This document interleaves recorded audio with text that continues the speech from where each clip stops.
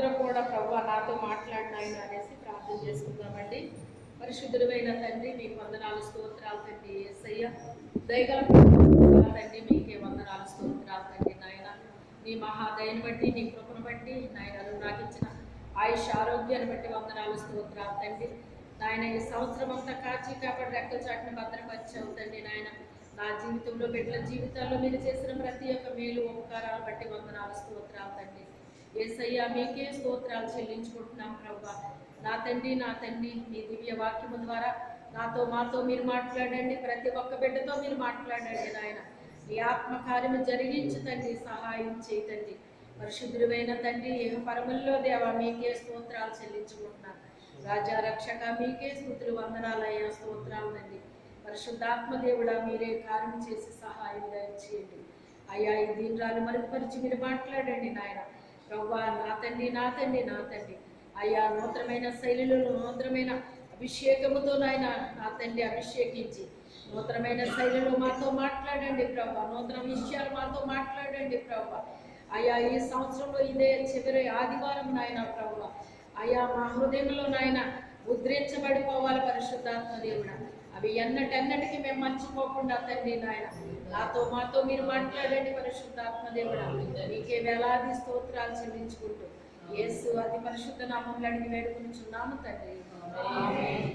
హల్లెలూయా. ఇక్కడ దీనులు భోజనము చేసి తృప్తి పొందెదరు, యెహోవాను వెదుకువారు ఆయనను స్తుతించెదరు, మీ హృదయములు తెప్పరిల్లి నిత్యము బ్రతుకును. ఇక్కడ దీనులటండి భోజనము చేసి తృప్తి పొందుతారటండి.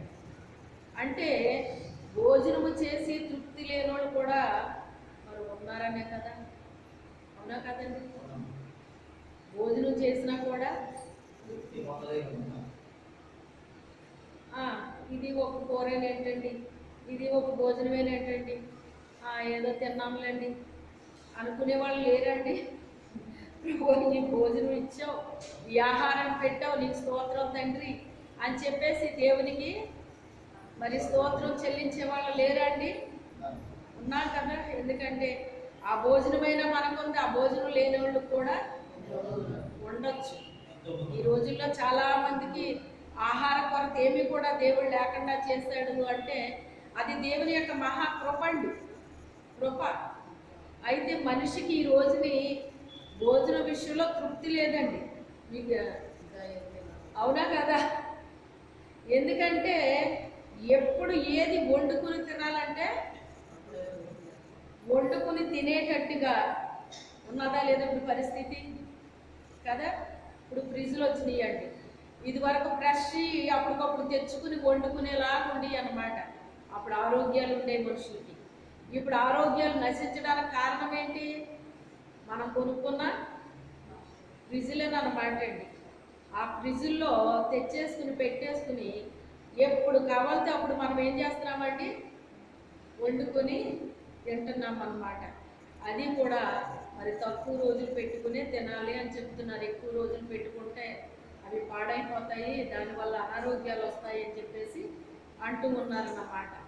మా అబ్బాయి ఎప్పుడు నాకు హెచ్చరిక చేస్తూ ఉంటాడు అనమాట. నువ్వు ఫ్రిడ్జ్లో గట్టా పెట్టుకుని తినుకో, నువ్వు అలా చేయకు ఇలా చేయకు అని చెప్తానే ఉంటాడు అనమాట అండి. అయితే ఆ రీతిగా పాపం ఆ బిడ్డ మరి ఆ బిడ్డలందరూ కూడా కేర్ తీసుకుంటారు. ఆయన అయితే మరీ చెప్తా ఉంటాడు అనమాట అండి. అది తినొద్దు, ఇది తినొద్దు, ఏం వండుకున్నావు, ఏం తిన్నావు, ఏం చేసావు అని అడుగుతానే ఉంటాడు అనమాట. అది తినుకో, ఇది తినుకో, అలా చేయకు ఇలా చేయకు అని చెప్తా ఉంటాడండి. అయితే మొత్తం మీద ఈ యొక్క తృప్తి అనేటువంటిది మరి ఎవరు పడతారటండి? తృప్తి దీనులు కంటండి. దీనులు భోజనము చేసి ఏం పడతారంటున్నాడు? తృప్తి పడతారటండి. తండ్రి ఈరోజు ఈ ఆహారాన్ని మీరు ఇచ్చారు, మీకు స్తోత్రాలు తండ్రి అని చెప్పేసి మనం ఏం చేస్తామంట? తృప్తి పడతామంటండి. ఎవడు దీనుడై నలిగిన హృదయం కలవాడే నా మాట విని ఒడుగుచుండునో వారినే నేను దృష్టిస్తున్నాను. అంటే ఆయన దృష్టి మన మీద నిలబడుతుందటండి. ఆయన దృష్టి మన మీద నిలబడుతుందటండి, నిలబడుతుందట. దీనుడై ఉండాలట, హృదయం నలిగిపోవాలటండి. ఇతరులు మాట్లాడిన మాటలకి మన హృదయం ఏమైపోవాలంటండి, విరిగి నలిగిపోయి మొక్క చెక్కలైపోయి, ఒక రకంగా చూడండి, మీకు అందరికి అనుభవం ఉంటుంది. బట్టలు ఇప్పుడంటే వాషింగ్ మెషిన్లు వచ్చిన తర్వాత అయ్యే పిండేస్తున్నాయి, కానీ మనం ఏం చేసేవాళ్ళం ఇదివరకు? బట్టలు ఏం చేసేవాళ్ళమండి? అలా పిండేసినట్టు ఉంటుంది. మనల్ని శుభ్రంగా కొట్టి ఏం చేసినట్టు ఉంటుంది? పిండేసినట్టు ఉంటుంది అన్నమాట అండి. ఆ పాత ఇంటి దగ్గర ఉన్నప్పుడు కూడా ఇలాగే నా మీద ప్రయోగాలు చేసేవారు కావాలండి. నాకు తెలియదు, ఉదయం లేవాలి అంటే లేవలేని స్థితిలాగా అనిపించింది అనమాట నాకు. ఎలాగంటే శుభ్రంగా కైమా చేసేస్తారు చూసారా, అలాగ ఉన్నట్టు ఉండేది అనమాట అండి బాడీ అంతానే. అయినప్పటికైనా తండ్రి నీకు స్తోత్రం, తండ్రి నీకు స్తోత్రం అనుకుంటా ఎలాగోలాగో లేచేటప్పటికి ఇదంతా ఈ నొప్పి, ఒళ్ళు నొప్పి ఏమైపోయిందో నాకు తెలిసింది కదండి. మరి దేవుని కృపేనా కాదా? ఆయన తన శక్తితో లేపుతున్నాడండి. ఆయన శక్తితో లేపుతున్నాడంటే వీటి వల్ల ఏమైపోయాను? విరిగి నలిగి పెంటబడిపోయి ఇవన్నీ జరిగితేనే కానీ, అన్ని అనుభవాల గుండా వెళ్తేనే కానీ మనము దేవుడు మనల్ని హెచ్చించడండి. దేవుడు మనల్ని హెచ్చించడం అన్నమాట. కొన్ని పొందుకోవాలి అంటే కొన్ని అనుభవాలు గుండా మనం వెళ్ళాల్సిందే. యోగుని దీవించి ఆశీర్వదిద్దాం అనుకున్నాడంటే దేవుడు. యోగు చేసిన దానికి ఎంతే కాదు, కానీ ఇంకా వీడిని ఆశీర్వదించాలి అనుకున్నాడట దేవుడు. ఈ లోపల సైతాన్ వెళ్ళాడు అనమాట. మరి నా బిడ్డ ఉన్నాడు భూమి మీద, నా భక్తుడు, ఆడు వంటివాడు అసలు భూమి మీద ఎవడో లేడు అని సాక్ష్యం చెప్పాడట. ఒకటి గుర్తుపెట్టుకోండి, మన గురించి సాక్ష్యం వచ్చిందంటే మన పని అయిపోయినట్టే. ఇంకా మన పని ఇంకెలాగలా చెత్త కొట్టాడండి మనల్ని సైతాన్. తెలుసా మీకు? తెలుసా? తెలుసా అన్నవాళ్ళు హరులే చెప్పండి. ఇలాగలా చెత్త కొట్టాడు, ఇంకా శుభ్రంగా చెత్త కొట్టేస్తాడు అనమాట అండి. ఆహా, నీ బిడ్డ ఎలాంటి భూమి మీద లేడని సాక్ష్యం చెప్తున్నావా? వీడి చుట్టూ నువ్వు కంచేసావు, అందుకని వీడు సాక్ష్యం చెప్తున్నాడు, వీడి గురించి గొప్పగా చెప్తున్నావు నువ్వు. వీడిని లోపలికి సొరబాన్ని ఇచ్చావంటే నీ మొహం మీదే ఆడు వచ్చి అంటాడో, ఆడికి ప్రార్థన లేదు ఏమీ లేదు అని చెప్పేసి అంటాడు అనమాట. కాకపోతే కొన్ని పరిస్థితుల్లో డైలీ చేసే ప్రార్థన మనం చేయలేమండి. మనం అనారోగ్యాలు పడే టైంలో మనం ఏం చేయలేమండి. అలాంటి టైంలో నా పక్కన ఒక స్వరం వినబడుతూ ఉంటుందండి. హల్లెలూయా. ఎవరు చేస్తున్నారు ప్రార్థన? నాకు బదులుగా పరిశుద్ధాత్మ దేవుడు నా పక్షాన్ని ఆయన ఏం చేస్తున్నాడు? విజ్ఞాపన చేస్తాడండి. నేను ఎన్నోసార్లు విన్నాను ఆయన స్వరాన్ని. నా హృదయంలో నుంచి ఆ స్వరాన్ని నేను విన్నాను. నానున్న రూములో నుంచి నేను ఆయన స్వరాన్ని విన్నానండి. నేను చేయలేని స్థితిలో ఉన్నప్పుడు ఆయన చేస్తాడండి నా కోసం. నా నోరు మూయించాలని ఎన్నో ప్రయత్నాలు చేస్తాడండి సాతాను. స్తుతించకుండా చెయ్యాలని, ప్రార్థించకుండా చెయ్యాలని, వాక్యం బోధించకుండా చెయ్యాలని.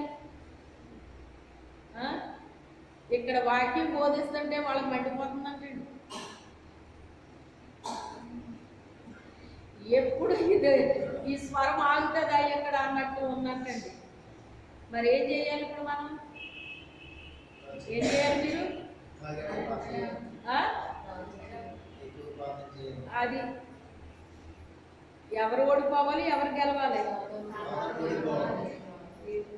అంటే మరి ఏం చేయాలి మీరు? ఎలా ప్రార్థన చేయాలి?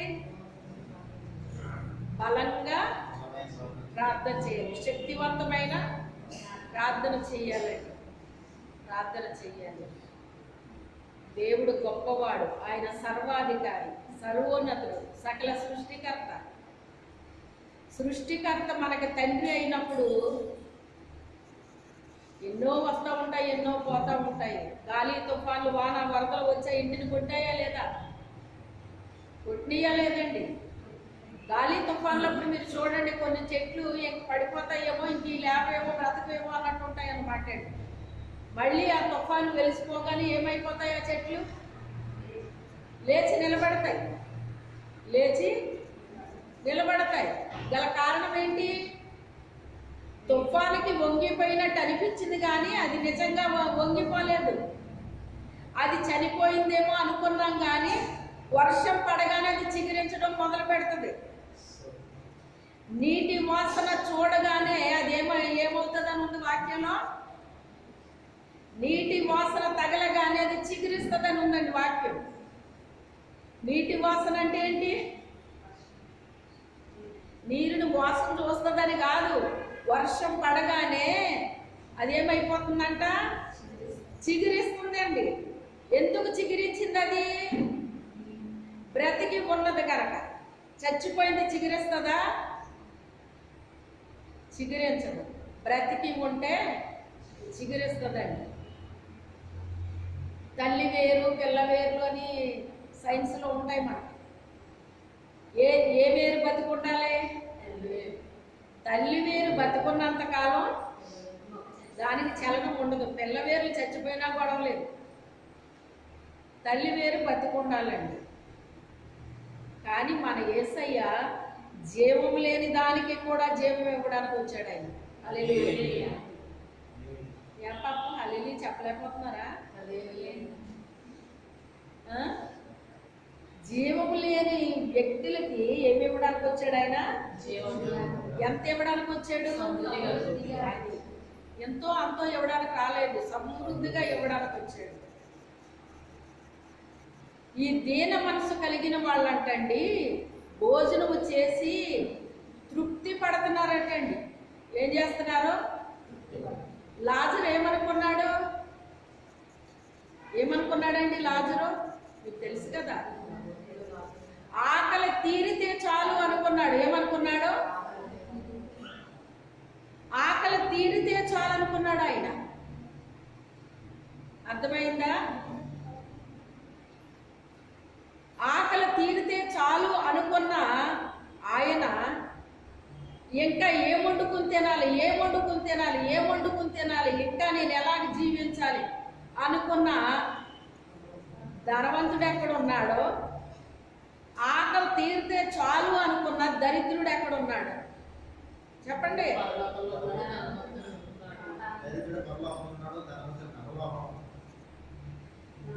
అతనికి ఉన్న ధనాన్ని బట్టి నేను ఇంకా ఎలా సుఖపడాలి, నేను ఇంకా ఎలా ఉండాలి అని ఆలోచన కలిగి ఉన్నాడు. కానీ అతను దేవుని గురించి ఏమాత్రము ఆలోచన లేదు. ఈ రోజుని నన్ను సజీవురాలుగా దేవుడు ఉంచాడు. దేవుని కొరకు నేను ఏం చెయ్యాలి అనే ఆలోచన వచ్చిందా మనకి? అవునండి, నాకు ఆ ఆలోచన ఉందండి అన్న వాళ్ళు గట్టిగా హల్లెలూయా చెప్పండి.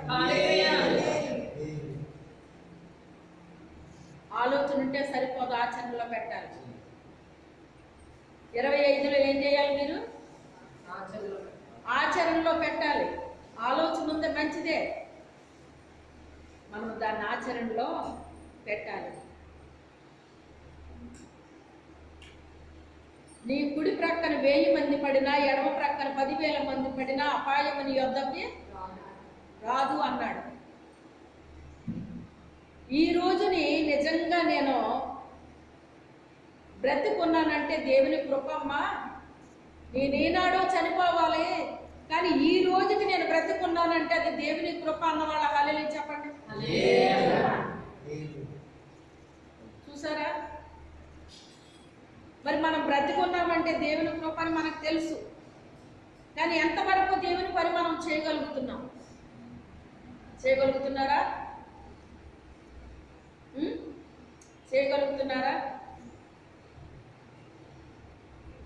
ఎన్ని ఆత్మల ప్రభువులోకి నడిపించారు?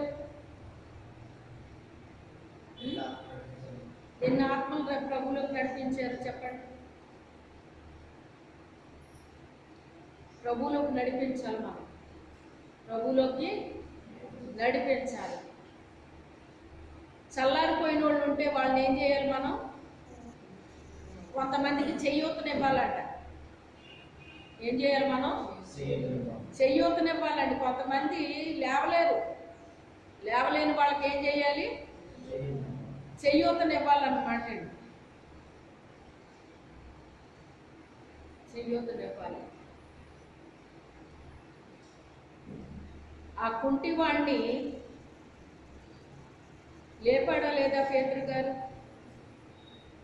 అందరూనేమో మనీ, వెండి, బంగారం ఇస్తున్నారు అతనికి. కానీ పేతురు గారు వెండి బంగారం ఇచ్చాడండి? ఇవ్వలేదు.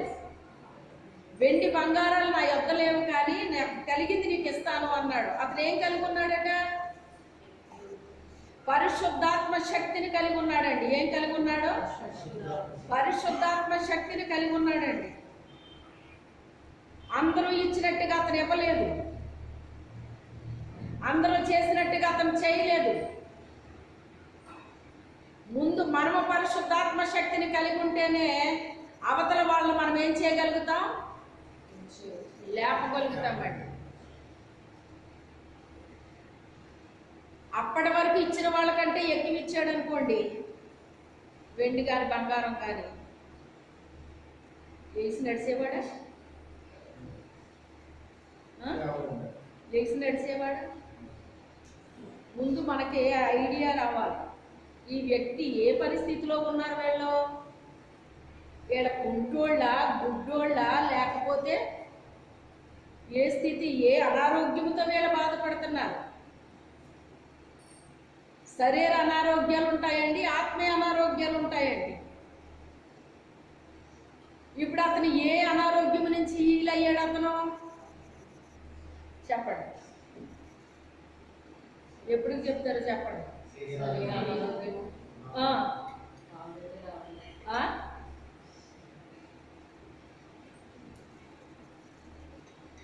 చెప్పాలి, నాకు ఆన్సర్ రావాలి. శరీర అనారోగ్యం వచ్చింది. ఇంకేంటి వచ్చింది? ఇంకేమొచ్చింది?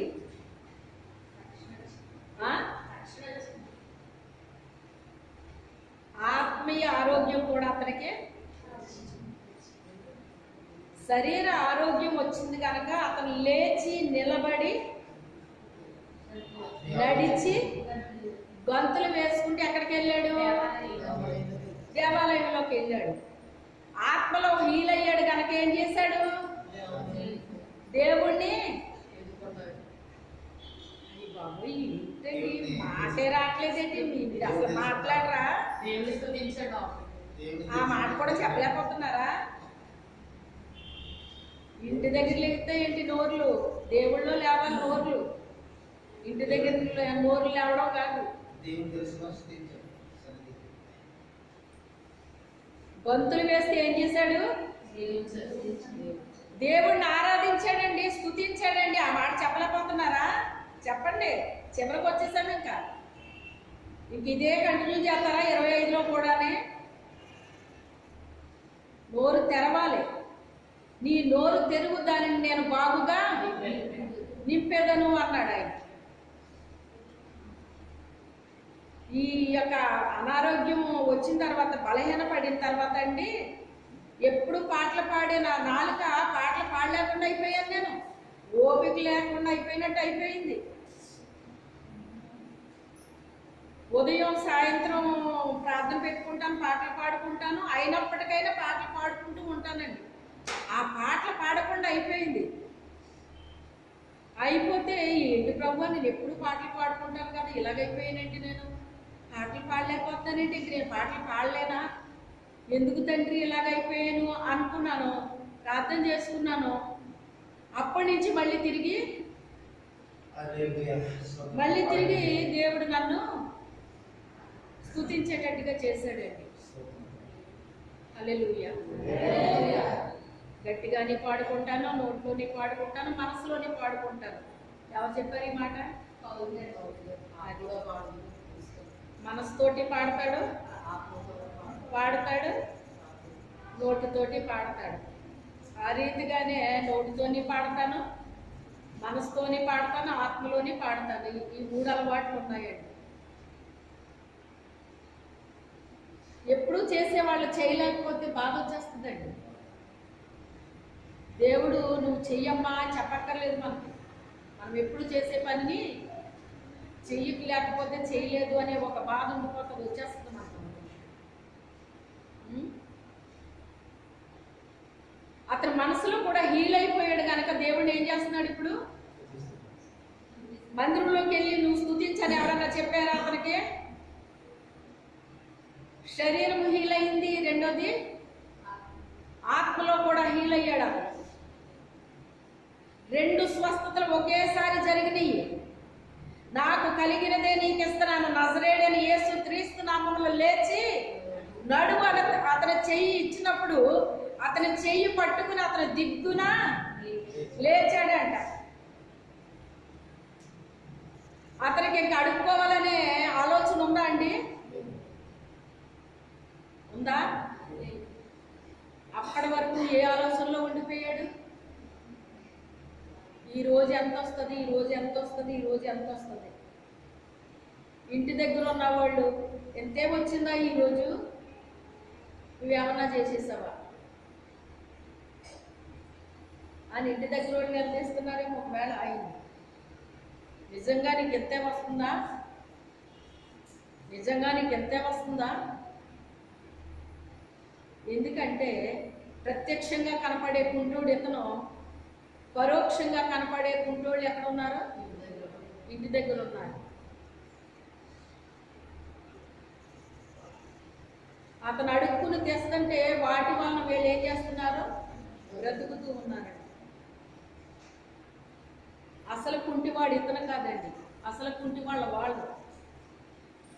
ఇతనికి అడుక్కోవాలనే మనసే లేదు ఇతనికి. కానీ ఎవరి వల్ల అడుక్కుంటున్నాడు? ఇంటి దగ్గర ఉన్న వాళ్ళ వల్ల, రెండోదేమో అతని పరిస్థితి వల్ల. అతను ఆ డబ్బులు పట్టుకెళ్ళి ఇవ్వకపోతే అతను భోజనం పెడతారా? వాళ్ళు చెప్పండి, పెడతారా? అతను పోషిస్తారా? పోషించరు, పెట్టరు. అతను డబ్బులు పట్టుకెళ్ళి ఇస్తున్నాడు కనుక అతనికి భోజనము పెడుతున్నారు. కానీ నేనెప్పుడు ఆ మందిరానికి వెళ్ళి నేను ఆరాధిస్తానా అని తన మనసులో ఎంతో వేదన పడిన దినాలు అతని జీవితంలో ఉండుంటాయండి బహుశా.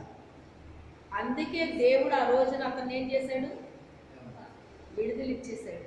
హల్లెలూయా, విడుదల ఇచ్చేసాడండి ఆయన. విడుదలకు నాయకుడు ఆయన, విడుదలకు నాయకుడు ఆయన.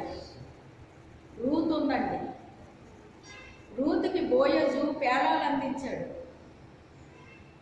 ఆమె తిని తృప్తిపడి మిగిలించిందండి. ఏం చేసింది? తిని తృప్తిపడి మిగిలించింది.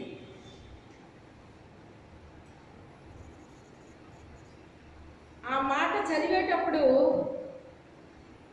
ఏంటి ఇలా రాశారేంటి, ఇందులో ఏదో కొంచెం తేడా కనిపిస్తుంది అని మళ్ళీ చదివాడు. ఏంటి ప్రభు, ఇక్కడ ఏదో కొంచెం తేడాగా ఉంది అనేసి. అప్పుడు అర్థమైంది ఏంటి అంటే ఆమె ఆ పేలాలు తినేయగలదు, ఆ పేలాలు తినేయగలదు. కానీ ఏం చేసిందంట? మిగిలించేసిందంటండి. తినగలదు కానీ ఏం చేసింది? తల్లిదండ్రులుగా మీరు కూడా ఏం చేస్తారో మీ పిల్లలకి ప్రేమతో మిగిలిస్తారు.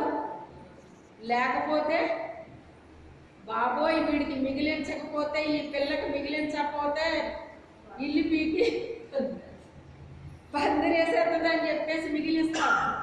అవునా కాదా? కానీ ఆమె మిగిలించిందంటండి. తిన్నదానికి తృప్తి పడిపోయిందంట, మిగిలించిందంటండి. మిగిలించిందంట అంటే ఈమె ఎందుకు అలాంటి పని చేసింది అని మనం ఆలోచిస్తే ఆమె గురించి వచ్చిన సాక్ష్యం ఏంటి అంటే ఆమె యోగ్యురాలు. ఆమె గురించి వచ్చిన సాక్ష్యం ఏంటి? నువ్వు యోగ్యురాలు అని నా జనులందరూ ఎరుగుదురు అంటున్నాడు ఆయన. ఆయనకి భార్య అయ్యిందండి. పెండ్లి కుమారుడుగా ఆయన రాబోతూ ఉన్నాడు. పెండ్లి కుమార్తెగా నువ్వు నేను సిద్ధపడుతూ ఉన్నాము. మనకి ఇలాంటి అనుభవం మనకు ఉండాలి. నేను పెండ్లి కుమార్తెగా నేను సిద్ధపడుతున్నాను అనుకున్న వాళ్ళకి ఏ అనుభవం ఉండాలి? ఈ అనుభవం ఉండాలి. మిగిల్చే అనుభవం ఉండాలి. ప్రతి దాంట్లో కూడా మిగిల్చే అనుభవం ఉండాలి. ప్రతి దాంట్లో మిగిల్చే అనుభవం ఉండాలి. కరువు వచ్చేసింది, అక్కడి నుంచి వెళ్ళిపోదాం అనుకున్నాడు. దేవుడు అన్నాడు ఇక్కడే ఉండు అన్నాడు. ఎవరిని? ఇస్సాకుని. అక్కడే ఉండిపోయాడు. దేవుడు ఉండమన్నాడు కదా అని ఉండిపోయాడండి. కరువులో ఉన్నాడండి. కరువులో ఉన్నటప్పుడు మన దగ్గర ఉన్నాయా? అయిపోతాయా? ఉంటాయా? కదా, అయిపోతాయి. కానీ అతని దగ్గరే ఉన్నాయా? అయిపోయినాయా? మరి ఉండకపోతే విత్తనం చల్లని ఎలా చెప్పాడు దేవుడు? అతను మిగిల్చాడు. ఆ కరువులో కూడా ఏం చేశాడు? మిగిల్చాడండి.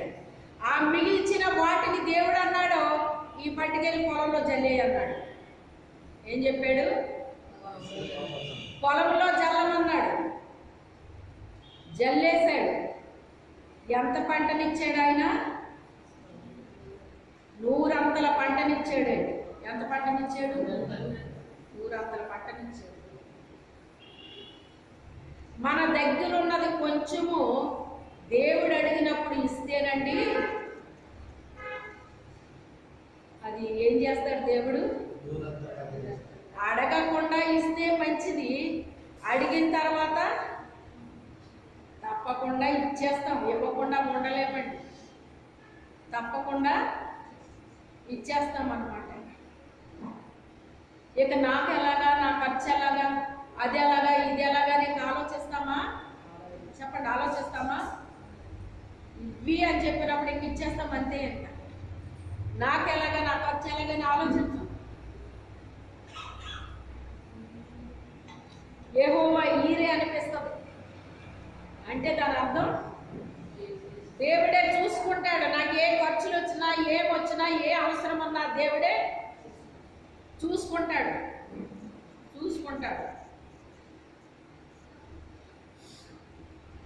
అయితే ఆ కరువులో మిగిల్చాడు. దాన్ని చల్లమన్నాడు. 100 అంతల పంట పండేటట్టుగా చేశాడు. నీళ్లు పోసేవాడిలో ఏమీ లేదు, విత్తనం చల్లేవాడిలో ఏమీ లేదు, వృద్ధి కలుగు చేసేవాడు దేవుడే అని మనకి నూతన బంధంలో రాయబడిందండి. ఇప్పుడు 100 అంతల పంట ఎవరిచ్చినట్టు? ఆయన దేవుడిచ్చాడు. అక్కడున్న రాజులు అతన్ని చూసి అసూయ పడేంతగా అతన్ని దీవించేశాడు ఆయన. అక్కడున్న రాజులు అతన్ని చూసి పరాయి దేశం నుంచి వచ్చాడు ఇక్కడికి, ఇక్కడ వాడు కాదు, కానీ అసలు కరువులో ఎవడో ఉండడో వీడు ఎలా ఉండిపోయాడు? కరువులో ఉన్నదంతా అయిపోతుంది, కానీ వీడి దగ్గర ఎలా మిగిలింది? ఈ మిగిలింది మళ్ళీ విత్తనం వేశాడు. ఎంత పంట వచ్చింది ఏంటి? మేము ఎప్పటి నుంచో ఇక్కడే పుట్టాం, ఇక్కడే పెరిగాం, మేము విత్తనాలు వేసాం, చల్లాం, కానీ మాకు ఇప్పుడు ఇంత పంటను మేము చూడలేదు, ఇంత పంట ఎలాగొచ్చింది అని చెప్పేసి అసూయ పడిపోయారటండి. అంటే దేవుడు మనల్ని దీవిస్తే ఎలా దీవిస్తాడట? ఇతరులు మనల్ని చూసి అసూయ పడేంతగా దీవిస్తాడటండి. గుర్తుపెట్టుకోండి. ఇతరులు మనల్ని చూసి ఏం చేస్తారు? అసూయ పడతారటండి. అసూయ చేత చచ్చెదరని ఉంది. అంటే దాని అర్థం ఏంటి? క్రైస్తవులు కూడా చూసి అసూయపడి వాళ్ళు ఏమైపోతారట? ఎలా చచ్చిపోతారు? శరీరానుసారంగా సావరండి, ఆత్మానుసరమైన జీవం పోగొట్టుకుంటారు అంతే. ఎందుకని పోగొట్టుకున్నారంట? అసూయ వల్ల పోగొట్టుకున్నారంట. అసూయ వల్ల పోగొట్టుకున్నారు. అందుకే అసూయ అనేటువంటిది చాలా డేంజర్ అండి. ఇతరులు చూసి మనము అసూయ పడకూడదు. మనల్ని దీవించి ఆశీర్వదించే విధానాన్ని చూసి ఇతరులు అసూయ పడాలి, కానీ ఇతరులను చూసి మనం అసూయ పడకూడదండి. హల్లెలూయా. ఎప్పుడు ఎవరిని చూసి మీరు అసూయ పడకండి. మనం ఉండాల్సిన రీతిగా మనం ఉంటే మనల్ని దేవుడు దీవిస్తాడు, ఆశీర్వదిస్తాడు. కరువులో ఉండమంటే ఎవరు ఉంటారండి? సమృద్ధిలో ఉండమంటే ఎవరైనా ఉంటారు, కానీ కరువులో ఉండమంటే ఉంటారా ఎవరైనా? దేవుడు అలాగే చెప్తాడే, ఈ కరువులో ఎలా బతకాలి, మేము ఇంటికి వచ్చింది సమృద్ధి దగ్గరకు పోతాం, మేము అక్కడైతే అన్నీ బాగుంటాయి అని వెళ్ళిపోయి ఉంటే కనుక అతనికి 100 పంట వచ్చేదా? మనుషులు ఎంతసేపు లోకానుసరంగానే జీవిస్తారు కానండి ఆత్మానుసరంగా జీవించడానికి ఇష్టపడట్లేదు. శరీరానుసరులంట శరీర విషయాల మీద మనసు పెడతారటండి, ఆత్మానుసరులు ఆత్మ విషయాల మీద మనసు పెడతారు. మనం ఆత్మీయమైన బిడ్డలమైతే ఆత్మానుసరమైన బిడ్డలుగా జీవించాలి. ఆత్మానుసరమైన బిడ్డలమైతే పైన ఉన్న వాటిని వెతకాలంటండి. ఏమున్నాయి పైన? ఏమున్నాయండి పైన? నక్షత్రాల? ఏమున్నాయి పైన? పరలోకం ఉంది. పరలోకంలో మన తండ్రి ఉన్నాడు. పరలోకంలో మన తండ్రి ఉన్నాడు. దూతలు ఉన్నాయి, పరిశుద్ధులు ఉన్నారు. మన వాళ్ళ చనిపోయిన కూడా రక్షించబడ్డ వాళ్ళు అయితే, పరలోకానికి వెళ్ళిన వాళ్ళు అయితే అక్కడ వాళ్ళని కూడా మనం చూడవచ్చు. అప్పుడప్పుడు వాళ్ళు మన దగ్గరికి వస్తారన్న కూడా, కొన్నిసార్లు మనకి హెల్ప్ చేయడానికి వస్తారటండి. తెలుసా మీకు ఆ సంగతి? దేవుడు ఒకసారి మాకు బంధువులే, ఆవిడ భూమి మీద ఉన్నప్పుడు కష్టపడి పని చేసుకుంటూ దేవుని గురించే బోధించేదండి. ఆవిడ ఎక్కువ పెద్ద చదువుకోలేదు ఆమె. కొంతమంది అంటారు నేను చదువుకోలేదండి అట. నువ్వు చదువుకోకపోతే ఏమైంది? చదువుకి దీనికి సంబంధం ఏమి ఉండదు. దేవుని మాట చెప్పడానికి చదివే అవసరం లేదు, చెప్పచ్చు. ఆమె చదువుకున్నది కొంచెమే, కానీ ఎప్పుడు దేవుని గురించే చెప్పేదండి. ఎలా చెప్పేది అంటే తన పని మానేసుకుని చెప్పేదండి. అందరూ చీ అనేవారు అన్నమాట. ఎప్పుడు చూసినా దేవుని గురించే చెప్తుంది. పని చేసుకోవచ్చు కదా, పని ఆపేసి మరీ చెప్తా ఉంటుంది ఏంటి వచ్చిన వాళ్ళకి. ఈమెకు బుద్ధి లేదు, అది లేదు, ఇది లేదు అని చెప్పేసి ఆమె గురించి మాట్లాడుకునేవారండి. ఆమె చేసేది గొప్ప పని అని నాకు తెలుసు. అప్పుడు నేను పెద్దదాన్ని కూడా కాదు, నేను చిన్నదాన్ని, మా ప్రిన్సీ కంటే చిన్నదాన్ని అండి. ఆమె చెప్తుంటే నాకు అలా వినాలనిపించేది అన్నమాట. ఎందుకు వాళ్ళ ఇంటికి వెళ్ళి కాదు, మా దొడ్లో నుంచి మా దొడ్లో నిలబడితే వాళ్ళ ఇంటి దగ్గర నుంచి ఆ మాటలు కనబడి అన్నమాట.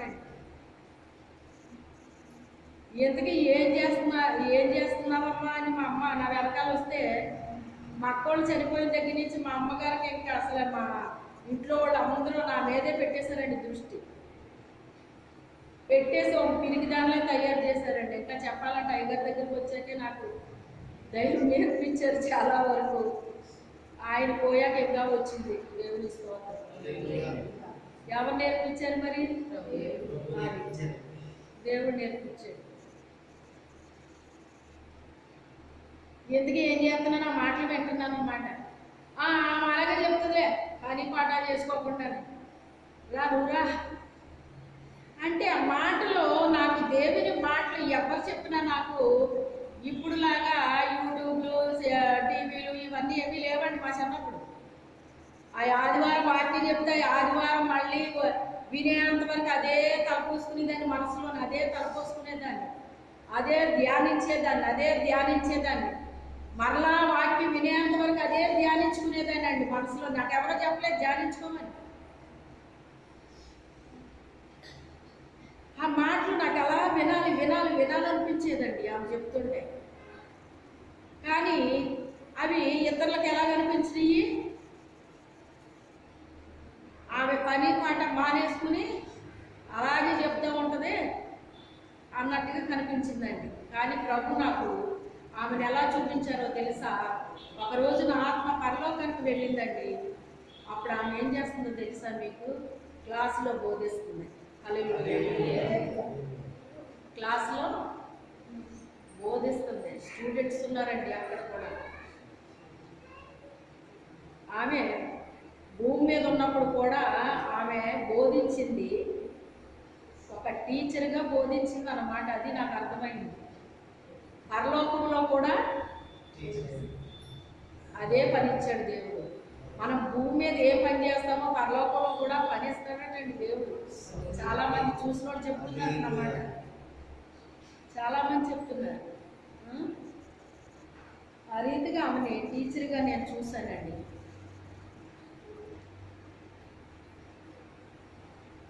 ఈ యొక్క ఇస్సాకు విషయంలో అక్కడున్న అన్య రాజుల కంటే బహుగా దీవించి ఆశీర్వదించాడండి అతను. ఎందుకని? కరువు దినములు అతను ఏం చేశాడు? తిని తృప్తిగా మిగిలించాడు. ఏం చేశాడు? మిగిలించాడండి. అతను వాగ్దాన పుత్రుడు. అతను వాగ్దాన పుత్రుల విషయంలో చాలా స్పెషల్ ఉంటుందండి. పిలవబడిన వారు అనేక మంది కానీ ఏర్పాటు చేయబడిన వారు కొద్ది మంది అని ఉంటుందండి. కొద్ది మంది అని ఉంటుంది. వాళ్ళ పట్ల ఒక ప్రణాళిక ఉంటుందండి దేవుడికి. నీ తల్లి గర్భంలో ఉన్నప్పుడే నిన్ను చూశాను నేను అంటున్నాడు. నువ్వు బయలు పడక మునిపే నిన్ను ప్రవక్తగా నియమించేశాను అంటున్నాడు. ఇవన్నీ కూడా ఏర్పాటు చేయబడిన వారి విషయంలో దేవుడే ప్రవచించాడండి. చెప్పాలి అంటే ఏం చేశాడు? దేవుడే ప్రవచించాడండి. ఆ తర్వాత చూసుకుంటే రక్త నిబంధనకు వచ్చేసరికి 5 రొట్టెలు 2 చేపలు వాళ్ళు ఎలా తిన్నారు?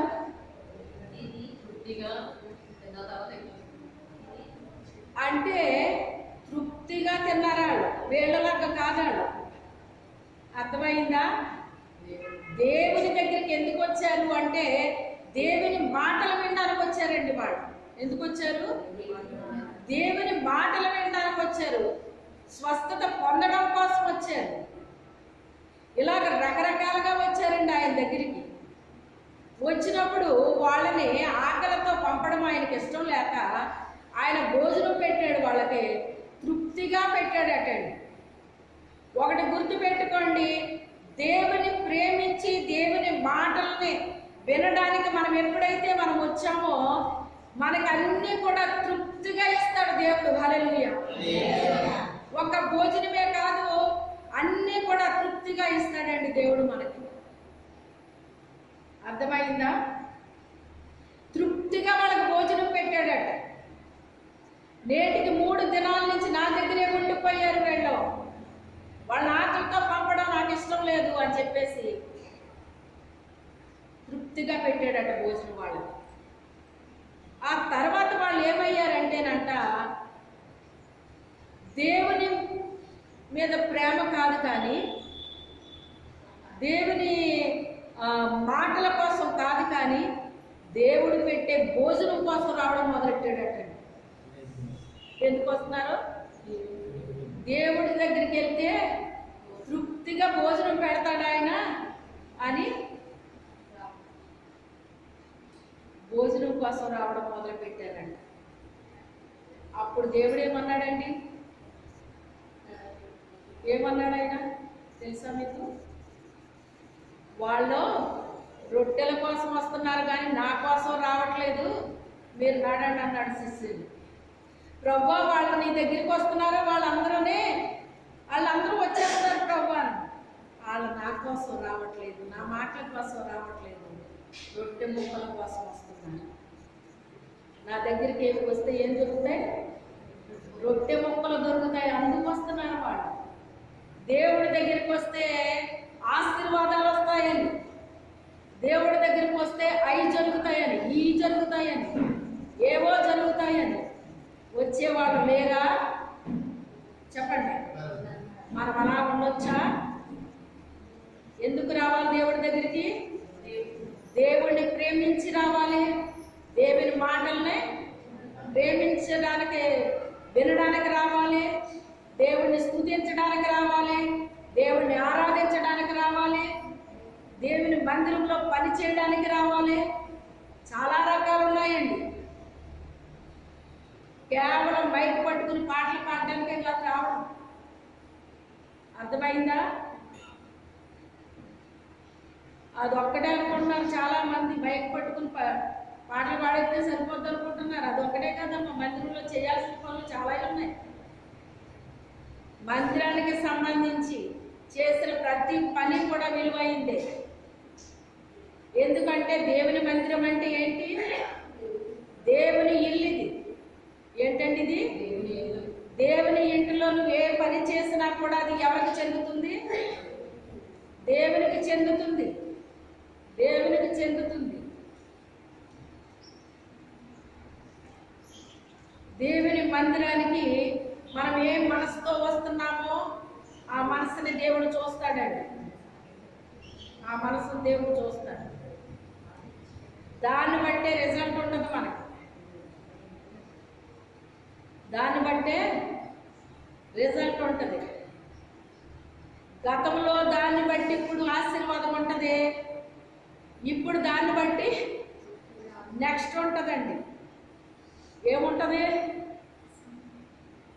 ఇప్పుడు మనం చేస్తే నెక్స్ట్ ఆశీర్వాదం ఉంటుంది. ఇప్పుడు మనం చేయలేదనుకోండి, మరి ఏమొస్తుంది? ఏమొస్తుంది? ఆశీర్వాదం వస్తుందా? 2024లో నువ్వు ఎంత చేసావో, ఏం చేసావో దీన్ని బట్టి దాన్ని ఆ ఫలితం ఎప్పుడు చూస్తావు? నువ్వు 25లో చూస్తావు. 24లోకి ఎంటర్ అయ్యేటప్పుడు నువ్వు చాలా సమర్పణలు చేసేసావు. నేను అది చేసేస్తాను ప్రభు, ఇది చేసేస్తాను, అలా ఉంటాను, ఇలా ఉంటాను, ఏదో చేస్తానని నువ్వు సమర్పించుకున్నా ఏంటి, నువ్వు చేసిన ఏంటి ఒక్కసారి కౌంట్ చేసుకో. ఎందుకంటే ఎల్లుండే కదా మళ్ళీ చెప్పేది. ఒక్కసారి ఆలోచించుకోండి. 31వ తారీఖుని నువ్వేం అనుకున్నావు? దేవుడి దగ్గర ఏ తీర్మానం చేసావు? నువ్వు చేసిన తీర్మానం ఎంతవరకు దాన్ని అమలుపరిచావు?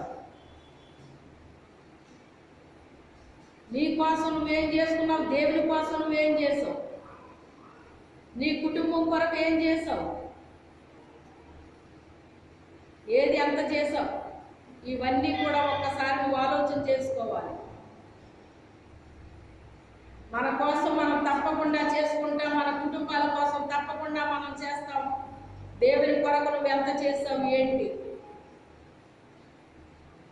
ఒకసారి ఆలోచన చేసుకోండి. ఎవరికి వారే ఆలోచన చేసుకోండి.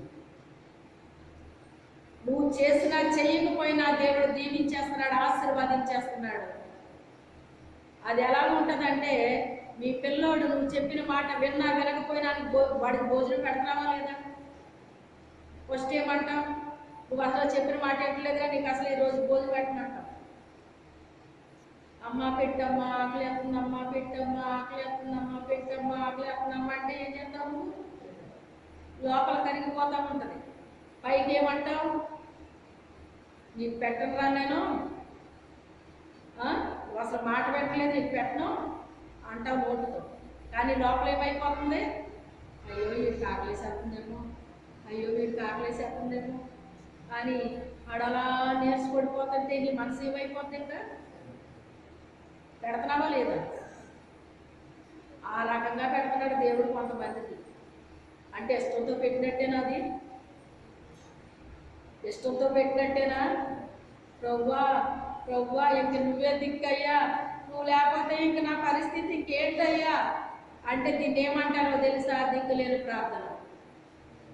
దిక్కులేని ప్రార్థన వైపు ఆయన ఏం చేస్తానంటున్నాడు?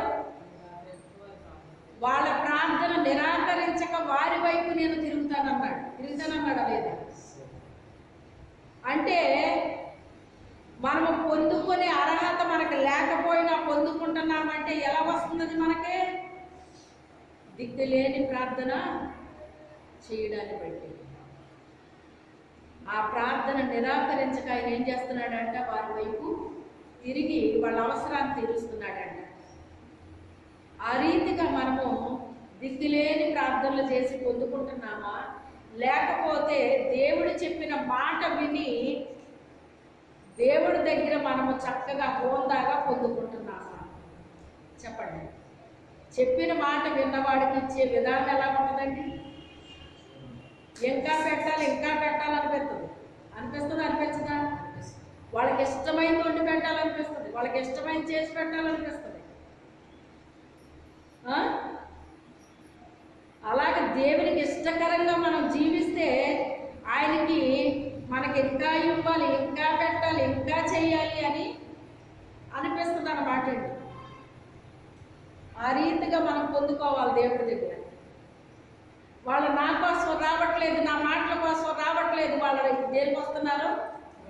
రొట్టె మొక్కల కోసం వస్తున్నారు. అంటే దీవెనలు